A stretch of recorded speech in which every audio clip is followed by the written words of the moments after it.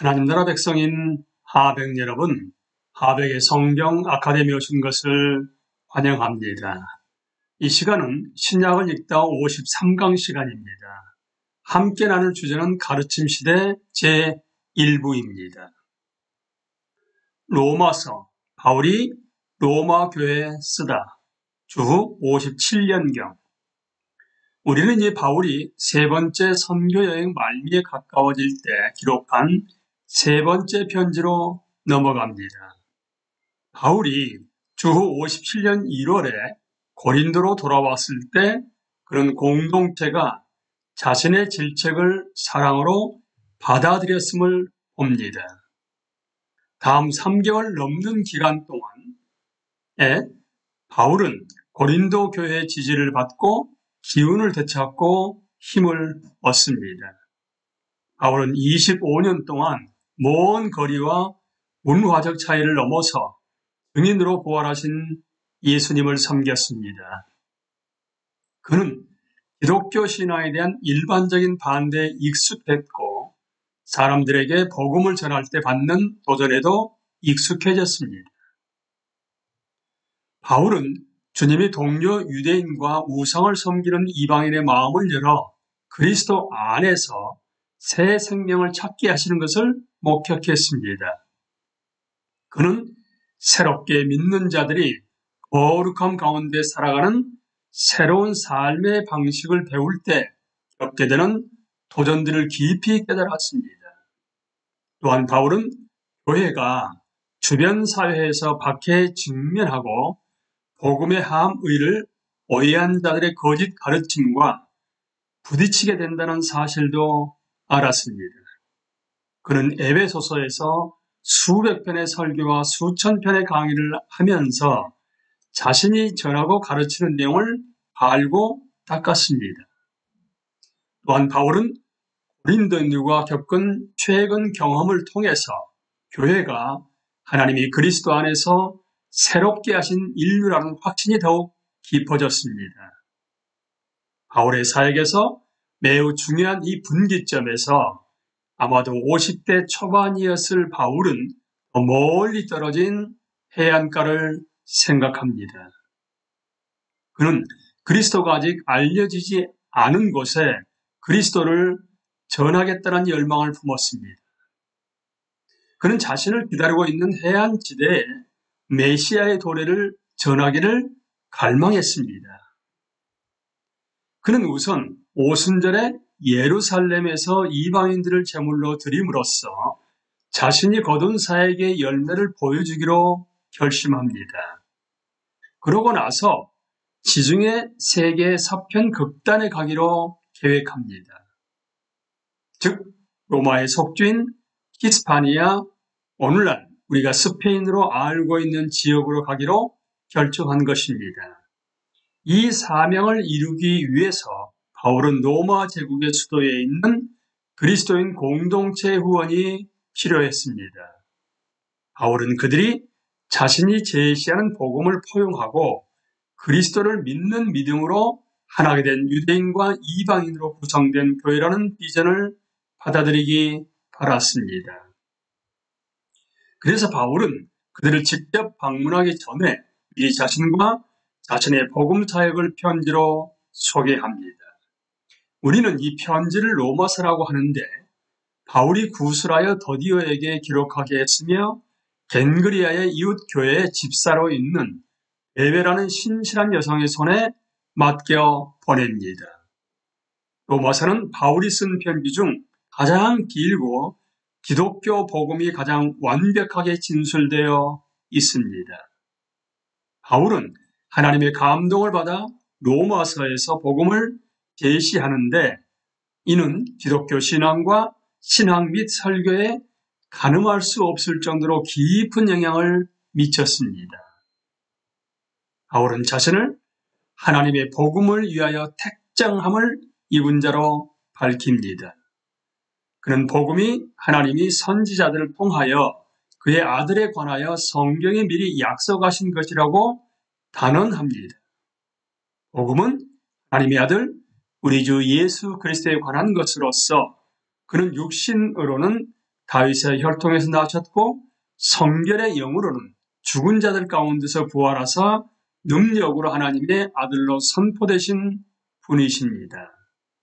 예수 그리스도의 복음은 은혜와 사도의 직분을 주어 그의 이름을 위하여 모든 이방인 중에서 믿어 순종하게 합니다. 아들에 대한 하나님의 좋은 소식은 은혜, 사명, 칭의, 성화, 인류의 구원, 하나님의 영광을 담고 있습니다.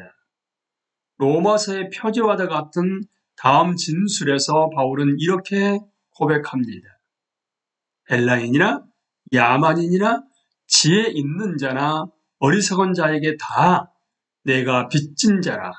그러므로 나는 할 수 있는 대로 로마에 있는 너희에게도 복음 전하기를 원하노라. 내가 복음을 부끄러워하지 아니하노니 이 복음은 모든 믿는 자에게 구원을 주시는 하나님의 능력이 됩니다. 먼저는 유대인에게요, 그리고 헬라인에게로다. 복음에는 하나님의 의가 나타나서 바울은 자신이 모든 민족, 즉 교양인이나 비교양인이나 지혜로운 자나 어리석은 자 모두에게 신성한 빚을 진 자라고 생각합니다. 그는 무척이나 로마에 복음을 전하고 싶어 했습니다.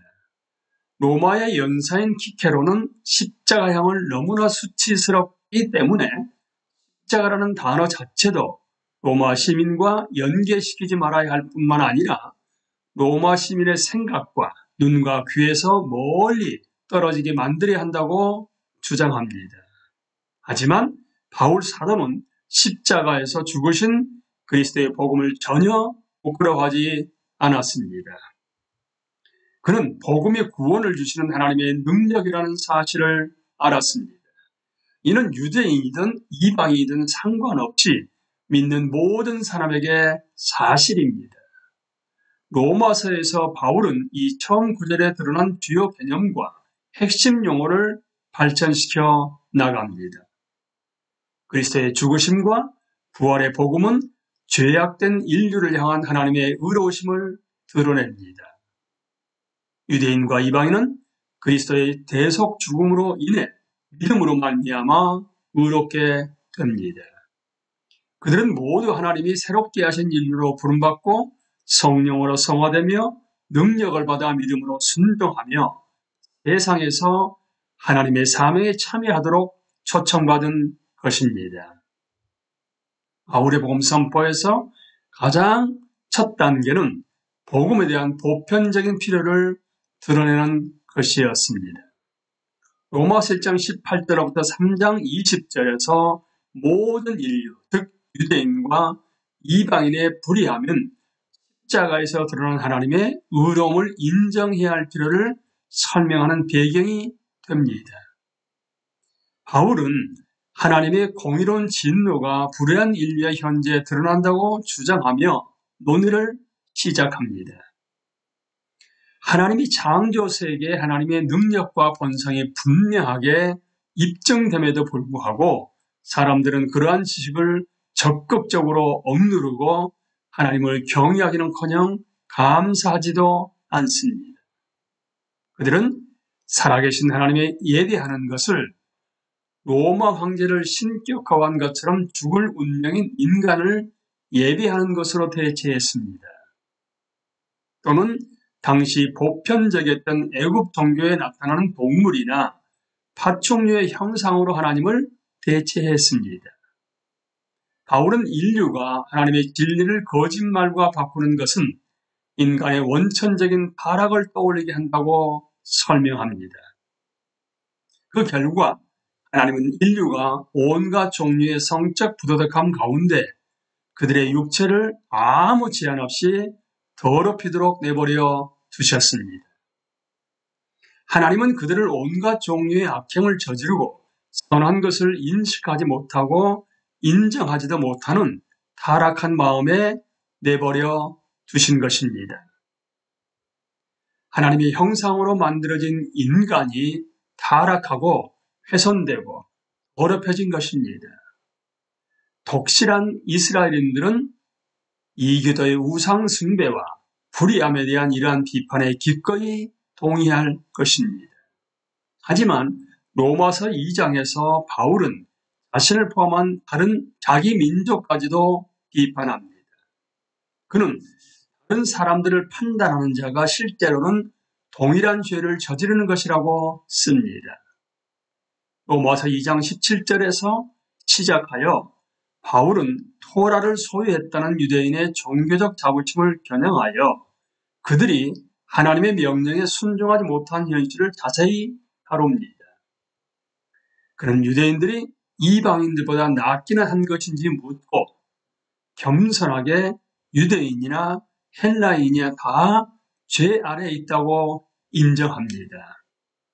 구약에서 이스라엘에 가장 만연했던 핵심적인 문제가 우상 숭배였다는 사실을 기억할 것입니다.